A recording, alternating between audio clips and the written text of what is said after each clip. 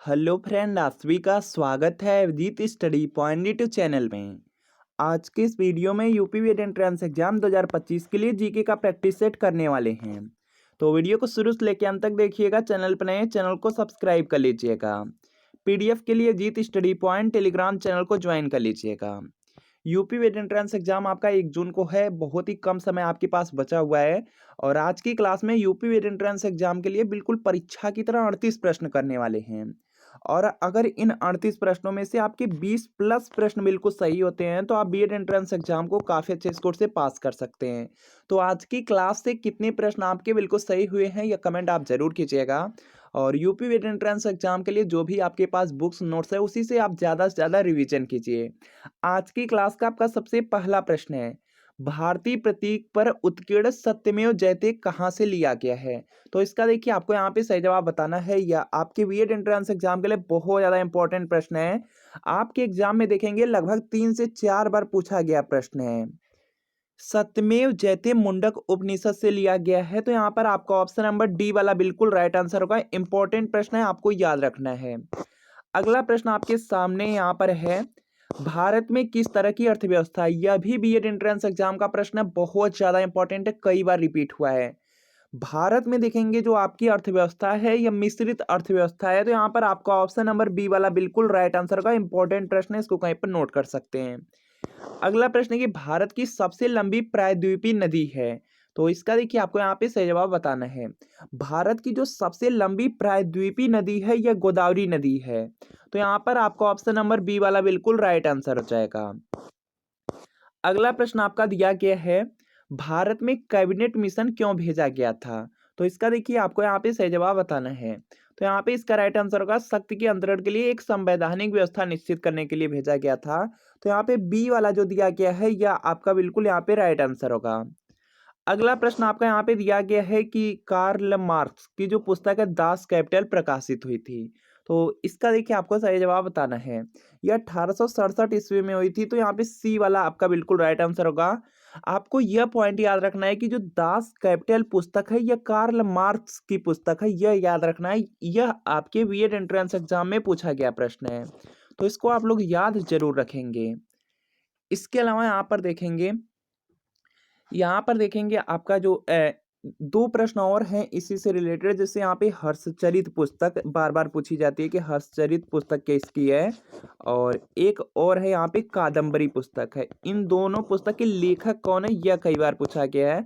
तो आपको याद रखना है बाणभट्ट, बहुत ज़्यादा इंपॉर्टेंट है, इसको आपको याद रखना है। इसके अलावा यहाँ पे अर्थशास्त्र है, अर्थशास्त्र के लेखक कौटिल्य या चाणक्य या विष्णुगुप्त हैं, यह भी पॉइंट आपको याद रखने हैं।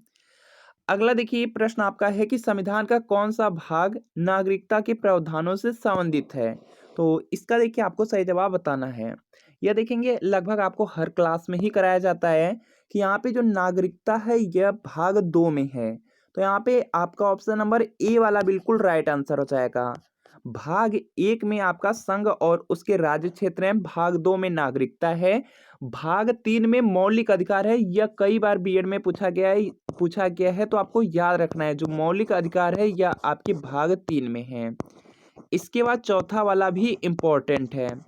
चौथा में आपके हैं राज्य के नीति निर्देशक जो तत्व या सिद्धांत है वह भाग 4 में है। 4 यहाँ पे भाग हैं जो चारों की बहुत ज़्यादा इंपॉर्टेंट है, चारों को आपको याद रखने हैं। अगला प्रश्न है कि सबसे प्राचीन बौद्ध शिलालेख कहाँ से प्राप्त हुआ है। तो इसका देखिए आपको सही जवाब बताना है। और यहाँ पे इसका राइट आंसर हो जाएगा तिब्बत से प्राप्त हुआ था। तो यहाँ पे ये वाला आपका राइट आंसर होगा। अगला प्रश्न आपके सामने है कि लोनी और क्षारीय मृदा का भारत में एक और नाम है। तो इसका देखिए सही जवाब बताना है। जो देखेंगे लोनी वाली और जो क्षारीय मृदा है इसको भारत में कल्लर मिट्टी के नाम से जाना जाता है। तो यहाँ पे सी वाला आपका बिल्कुल राइट आंसर हो जाएगा। यूपी बीएड में एक प्रश्न पूछा गया था मिट्टी से रिलेटेड जो कि बहुत ज्यादा इंपॉर्टेंट है, जिसको आपको याद रखना है। कपास की खेती के लिए सबसे उपयुक्त मिट्टी कौन सी है। कपास की खेती के लिए सबसे उपयुक्त मिट्टी कौन सी है। तो यह काली मिट्टी होगा। यह पॉइंट आपको याद रखना है, बहुत ज़्यादा इंपॉर्टेंट है आपके एग्जाम के लिए। इसके बाद देखते हैं यहाँ पे नेक्स्ट प्रश्न है, भारत की जो सबसे लंबी सुरंग जवाहर टनल है किस राज्य में स्थित है। तो इसका देखिए सही जवाब बताना है। और यहाँ पे इसका राइट आंसर होगा जम्मू और कश्मीर राज्य में। तो यहाँ पे क्या होगा, ये वाला आपका बिल्कुल राइट आंसर होगा। श्वेत प्रकाश कितने रंगों का मिश्रण होता है? यह आपके बीएड एंट्रेंस एग्जाम में पूछा गया। काफी इजी प्रश्न है, लेकिन आपके बीएड एंट्रेंस एग्जाम में पूछा गया था। श्वेत प्रकाश कितने रंगों का मिश्रण होता है? तो जो आपका यहाँ पे सफेद प्रकाश होता है वो 7 रंगों का मिश्रण होता है। तो यहाँ पे डी वाला आपका बिल्कुल राइट आंसर का इंपॉर्टेंट प्रश्न है। अगला प्रश्न आपके सामने है, हाल ही में जो यहाँ पे जामिन हुसैन खां थे उनका निधन हो गया, वह जाकिर हुसैन खां थे जिनका निधन हो गया वह थे। तो इसका देखिए सही जवाब बताना है, वह शहनाई वादक थे। यह पॉइंट आप लोग याद रखेंगे। अगला प्रश्न आपके सामने है, यहाँ पर आपका नेक्स्ट प्रश्न दिया गया है, महात्मा गांधी के अनुसार संसार में सबसे शक्तिशाली बल निम्नलिखित में से कौन सा है? तो इसका देखिए सही जवाब बताना है। तो यहाँ पे इसका राइट आंसर हो जाएगा, अगर महात्मा गांधी के अनुसार संसार में सबसे शक्तिशाली बल देखा जाए तो वह वीर की अहिंसा थी। अहिंसा पर उन्होंने जोर दिया था। तो यहाँ पे क्या होगा, आपका ऑप्शन नंबर ए वाला बिल्कुल राइट आंसर होगा, आपका ऑप्शन ए अहिंसा। इसके बाद देखेंगे अगला प्रश्न है कि किस्कोग्राफ का आविष्कार किसने किया था? तो इसका देखिए सही जवाब बताना है। किस्कोग्राफ दिया गया है, इसका यहाँ पे आविष्कार जेसी बोस ने किया था। तो यहाँ पे क्या होगा, आपका ऑप्शन सी वाला बिल्कुल राइट आंसर होगा। एंजाइम होते हैं, ये भी इंपॉर्टेंट प्रश्न है, और यहाँ पे इसका राइट आंसर हो जाएगा, जो एंजाइम होते हैं ये प्रोटीन होते हैं। बी में है, बी राइट आंसर होगा। यूपी बीएड एंट्रेंस एग्जाम का प्रश्न है, बहुत ज्यादा इंपॉर्टेंट प्रश्न है। इसके बाद देखिए अगला प्रश्न आपके सामने है कि झीलों के अध्ययन को कहते हैं। तो इसका देखिए आपको यहाँ पे सही जवाब बताना है। तो यहाँ पे इसका राइट आंसर हो जाएगा, जो झीलों का अध्ययन है इसको लिम्नोलॉजी कहा जाता है। तो यहाँ पे क्या होगा, ए वाला आपका राइट आंसर होगा, इंपॉर्टेंट है, याद रखना है। इसके अलावा पक्षियों का अध्ययन पूछा जा सकता है, ऑर्निथोलॉजी हो जाएगा। और बीएड में पूछा गया था भूकंप का अध्ययन। भूकंप का जो देखिए अध्ययन है इसको सिस्मोलॉजी कहा जाता है। यह पॉइंट याद रखेंगे, बहुत ज्यादा इंपॉर्टेंट है, आपको याद रखना है। इसके बाद देखेंगे यहाँ पे नेक्स्ट है, इब्न बतूता किसके शासनकाल में भारत आया था? तो इसका देखिए सही जवाब बताना है। जो इब्न बतूता था यह मोहम्मद बिन तुगलक के शासनकाल में भारत आया था। तो सी वाला राइट आंसर होगा। उत्तर प्रदेश में नागरिक उड्डयन प्रशिक्षण केंद्र निम्नलिखित में से कहाँ स्थित है? तो इसका देखिए आपको सही जवाब बताना है। यहाँ पे इसका राइट आंसर हो जाएगा इलाहाबाद। इलाहाबाद का नाम बदल के प्रयागराज कर दिया गया है। तो यहाँ पे ए वाला आपका राइट आंसर है। अगला प्रश्न है कि भारत में 14 बैंकों का राष्ट्रीयकरण किस वर्ष में किया गया था? तो इसका देखिए आपको यहाँ पे सही जवाब बताना है। तो यहाँ पे इसका राइट आंसर हो जाएगा, जो भारत में 14 बड़े बैंक थे जिनका राष्ट्रीयकरण किया गया था, पहली बार राष्ट्रीयकरण किया गया था, यह 1969 ईस्वी था। तो 1969 ईस्वी में हो जाएगा। तो यहाँ पे सी वाला आपका बिल्कुल राइट आंसर होगा। अगला प्रश्न आपके सामने है कि 1 रुपए के नोट पे किसके हस्ताक्षर होते हैं? तो इसका देखिए आपको यहाँ पे सही जवाब बताना है। तो यहाँ पे इसका राइट आंसर हो जाएगा, वित्त मंत्रालय के सचिव के हस्ताक्षर होते हैं। तो यहाँ पे ए वाला आपका राइट आंसर हो जाएगा। इसके अलावा आपको यहाँ पे कमेंट करने हैं कि 10 रुपए के, 20 रुपए के, 10 रुपए, 20 रुपए, और यहाँ पे 50, 100, 200 और जो 500 के नोट होते हैं इन पे किसके हस्ताक्षर होते हैं, यह कमेंट आप जरूर कीजिएगा। इंपॉर्टेंट प्रश्न है, कमेंट जरूर कीजिएगा। इसके बाद देखिए अगला प्रश्न आपका यहाँ पर है कि राष्ट्रीय आय है। तो इसका देखिए आपको सही जवाब बताना है। तो यहाँ पे इसका राइट आंसर हो जाएगा, जो राष्ट्रीय आय है इसमें निवल राष्ट्रीय उत्पाद और अप्रत्यक्ष कर और इमदाद ऐड रहते हैं। तो यहाँ पे ये वाला राइट आंसर होगा। अगला प्रश्न है कि जवाहर रोजगार योजना क्रियान्वित की जाती है। तो इसका देखिए आपको सही जवाब बताना है। तो यहाँ पे इसका राइट आंसर हो जाएगा, जो जवाहर रोजगार योजना है यह ग्राम पंचायत द्वारा चलाई जाती है। तो यहाँ पे ये वाला आपका बिल्कुल राइट आंसर हो जाएगा। इसके बाद देखिए अगला प्रश्न है कि दिल्ली के सुल्तान का पद संभालने से पहले बलबन किस सुल्तान का प्रधानमंत्री था, यह आपको बताना है। तो यहाँ पर देखेंगे इसका राइट आंसर हो जाएगा नसीरुद्दीन। तो यहाँ पे ये वाला आपका राइट आंसर है। अगला प्रश्न है कि निम्नलिखित में से कौन सी मृदा कपास की खेती के लिए सबसे उपयुक्त है? तो इसका देखिए आपको सही जवाब बताना है, और यहाँ पे इसका क्या राइट आंसर हो जाएगा, काली मृदा, काली मिट्टी। कपास की खेती के लिए सबसे जो उपयुक्त मिट्टी है वह काली मिट्टी है, बीएड में पूछा गया प्रश्न है। अगला प्रश्न है राष्ट्रीय मस्तिष्क का अनुसंधान केंद्र कहाँ स्थित है? तो इसका देखिए आपको सही जवाब बताना है, और यहाँ पे इसका राइट आंसर हो जाएगा गुड़गांव में हो जाएगा। ऑप्शन नंबर ए वाला बिल्कुल राइट आंसर होगा। भारत में सबसे घनी आबादी वाला राज्य है, तो इसका देखिए आपको सही जवाब बताना है। तो यहाँ पे इसका राइट आंसर हो जाएगा बिहार राज्य है। भारत में जो सबसे घनी आबादी है वह बिहार राज्य में है। तो यहाँ पे बी वाला आपका राइट आंसर होगा। निम्नलिखित में से पृथ्वी से कौन से खगोलीय पिंड की दूरी सबसे यहाँ पे अधिक है, यह आपको बताना है। तो यहाँ पर देखेंगे इसका राइट आंसर होगा प्लूटो की है, डी वाला आपका राइट आंसर होगा। अगला प्रश्न है कि 27 जून को कौन सा दिवस मनाया जाता है, या आपको बताना है। और यहाँ पर देखेंगे इसका राइट आंसर होगा विश्व मधुमेह दिवस। ऑप्शन नंबर बी वाला बिल्कुल राइट आंसर हो जाएगा। और यहाँ पे जो विश्व पर्यावरण दिवस है 5 जून को मनाया जाता है, यह याद रखना है, इंपॉर्टेंट है। इसके बाद देखिए विश्व जनसंख्या दिवस है, यह देखिए आपका यहाँ पे 11 जुलाई को मनाया जाता है, यह पॉइंट आपको याद रखना है। 11 जुलाई को विश्व जनसंख्या दिवस मनाया जाता है। 7 अप्रैल को विश्व स्वास्थ्य दिवस मनाया जाता है, यह पॉइंट याद रखेंगे। और 22 अप्रैल को पृथ्वी दिवस मनाया जाता है, यह पॉइंट आपको याद रखना है। इसके बाद देखिए अगला प्रश्न है कि जिले के पुलिस बल का प्रधान कौन होता है, तो यहाँ पे इसका राइट आंसर होगा पुलिस अधीक्षक होते हैं, तो ए वाला आपका राइट आंसर होगा। अगला प्रश्न आपका यहाँ पर है कि जापान की मुद्रा का नाम क्या है, तो इसका देखिए आपको सही जवाब बताना है। और यहाँ पे इसका राइट आंसर हो जाएगा, बहुत ज़्यादा इंपॉर्टेंट है, बीएड में 2 से 3 बार पूछ दिया गया है एक ही प्रश्न।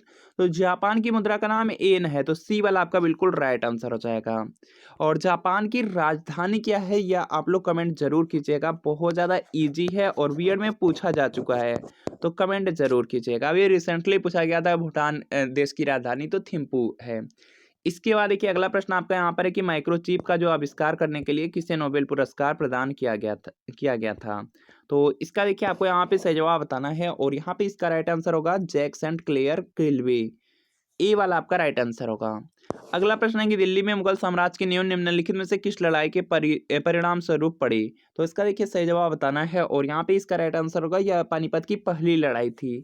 पानीपत की जो पहली लड़ाई थी 1526 में हुई थी, यह याद रखना है। दूसरी 1556 में, और तीसरी हुई थी 1761 में, यह याद रखने हैं क्योंकि यहाँ से प्रश्न पूछे जा सकते हैं।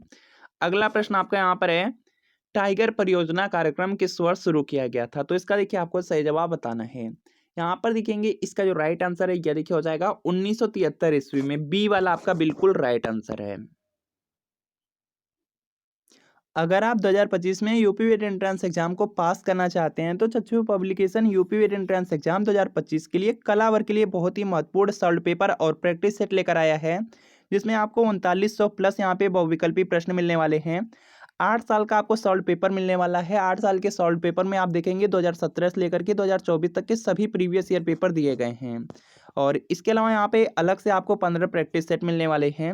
यह आप लोग बुक का कवर पेज देख सकते हैं, और इस बुक में सबसे पहले आपको यहाँ पे 2024 का प्रीवियस ईयर क्वेश्चन पेपर मिल जाएगा। प्रीवियस ईयर पेपर में एक एक प्रश्न अच्छी तरीके से यहाँ पे दिए गए हैं, और प्रीवियस ईयर पेपर में आप लोग यहाँ पे नीचे देखेंगे तो आपको यहाँ पे आंसर शीट भी मिल जाएगी।